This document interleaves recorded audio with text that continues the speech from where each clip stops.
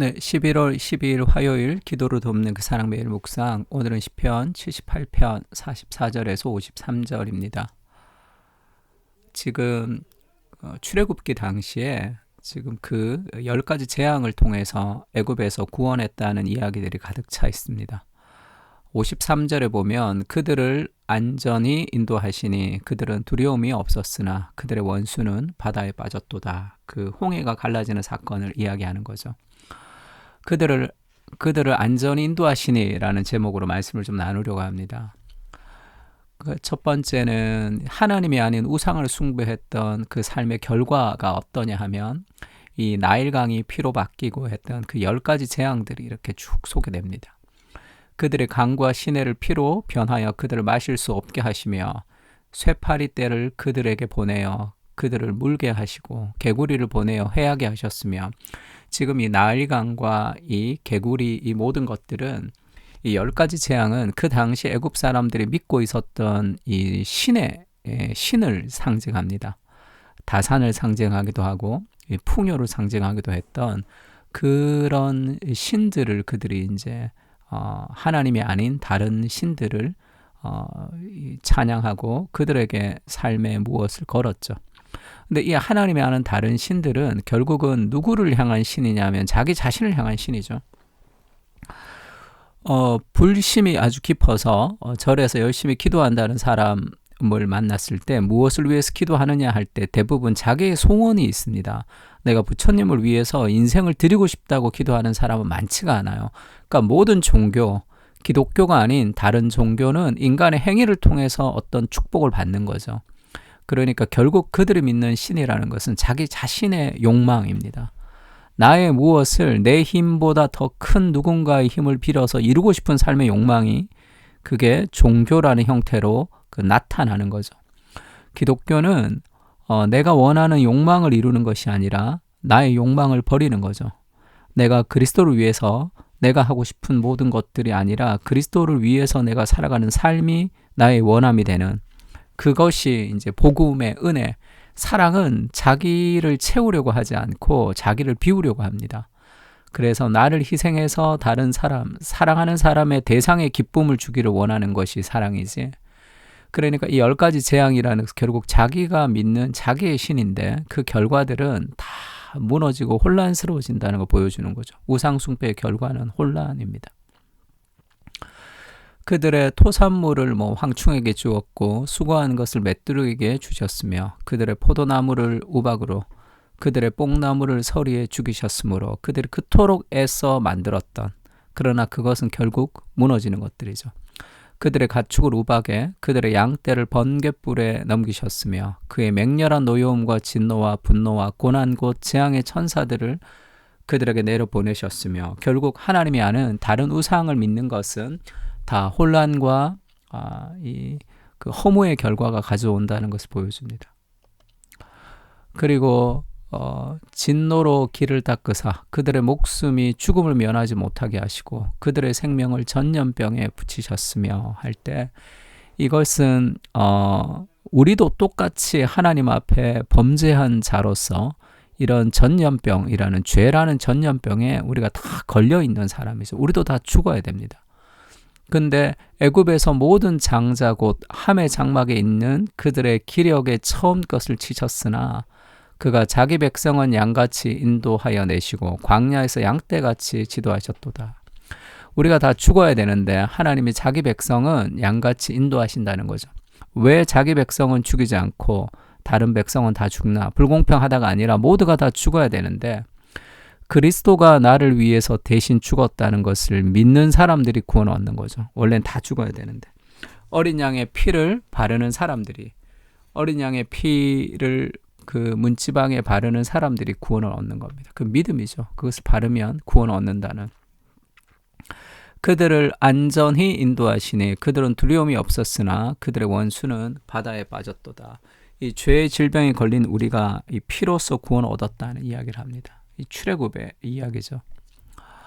이 출애굽기에서 중요한 것이 무엇이냐 하면 여호와가 누구신가라는 것이 출애굽기를 흐르는 중요한 이 키워드다 이야기한 적이 있습니다. 우리 출애굽 공부할 때 다 공부한 적 있죠.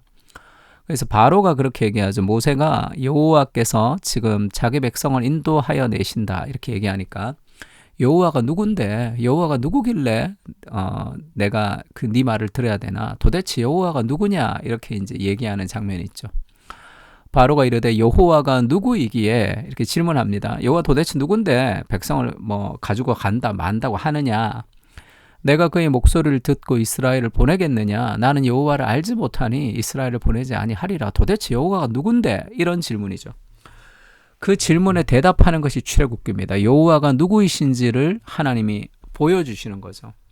그래서 모세에게 그렇게 나타나셔서 모세가 하나님 내가 누구가 보냈다고 얘기할까요? 그러니까 하나님이 자기를 드러내시기를 나는 스스로 있는 자다 이렇게 얘기했습니다. 스스로 있는 자가 나를 너희에게 보내셨다 하라 이렇게 얘기할 때 이 스스로 있는 자가 영어 성경에는 주로 I am who I am 이렇게 번역됐죠. 나는 나다 해서 이 스스로 있는 자 이렇게 얘기합니다. 이런 의미도 분명히 있습니다. 그러니까 나는 나다 그러면 나는 이름으로 명령할 수 없는 비밀이다라는 그런 의미가 있죠. 다 담을 수 없는. 근데 이 히브리어 단어를 그대로 직역을 하면 I am who I am, 이 비동사가 쓰였기 때문에 I am who I am 이렇게도 번역할 수 있지만 I will be that I will be로도 번역할 수 있습니다. 나는 내가 될 것이다 이렇게 번역을 해야 되는 거죠. 나는 내가 될 것이다 라는 것이 도대체 무슨 말이냐면 앞으로 여호와가 누구인지 알게 될 것이다. 내가 알려줄 것이다 이렇게 얘기하죠. 그러니까 앞으로 여호와가 누구이신지를 알려주는, 그러니까 I am who I am 이라는 뜻도 있지만 출애굽기에서 더 명확한 뜻은 I will be that I will be, 앞으로 내가 누구인지를 알게 해줄 것이다. 그럼 뭐를 통해서 알게 해주죠? 10가지 재앙을 통해서 지금 알게 해주는 거예요. 10가지 재앙을 통해서 하나님이 한 번으로도 이스라엘을 구원할 수 있습니다. 그만한 능력이 있으신 분이에요. 근데 그 10가지 재앙을 통해서 하나님이 두 가지를 알려주죠.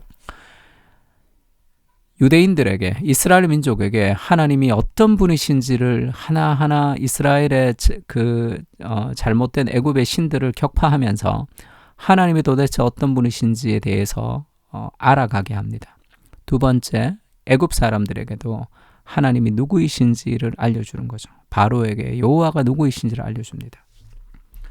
그래서 마지막에 출애굽할 때 옛날 성경에는 중다한 잡족이 함께 나왔다 이렇게 표현하기도 하고, 그러니까 여러 사람들, 이스라엘 민족이 아닌 어린 양의 피를 바른 모든 사람이 다 구원을 받았습니다. 이스라엘 백성 출신이지만 어린 양의 피를 바르지 않으면 죽음을 면치 못했죠. 그러나 애굽 사람이라도 어린 양의 피를 발랐으면 다 구원을 얻었습니다. 그리스도로 구원을 얻는다는 것을 보여주는 사건이죠. 그래서 우리에게 중요한 것은 하나님이 누구신지에 대해서 바르게 아는 겁니다. 하나님이 누구신지를 알 때 인생의 어떤 의미들이 달라지는 거죠. 왜 자신의 문제에 매몰되어서 그렇게 힘들어합니까? 하나님이 어떤 분이신지에 대한 이해가 부족하면 내가 스스로 문제를 해결해야 되잖아요. 그러면 내 힘의 한계를 벗어나는 모든 일들이 나를 좌절시킵니다. 그래, 하나님이 누구신지를 알 때 이 부족한 나를 통해서도 하나님이 일하실 수 있다라는 하나님을 신뢰할 수 있는 거죠. 그래서 자기 백성을 인도하시고 양같이 인도하시고 할 때 여기에는 어린 양의 죽음이 있는 거죠. 어린 양이 죽음을 통해서 우리를 인도하셨다. 그러니까 베드로전서에는 오직 흠 없고 점 없는 어린 양 같은 그리스도의 보배로운 피로 너희가 구원을 얻은 것이다. 그렇게 얘기합니다. 그러니까 이 출애굽은 결국 그리스도를 통해서 얻는 구원이죠. 이것이 무엇과 이 다른 신을 믿는 사람들과 무엇이 다른가 하면 은혜로 구원을 얻은 사람들은 자기를 희생하기를 기뻐합니다.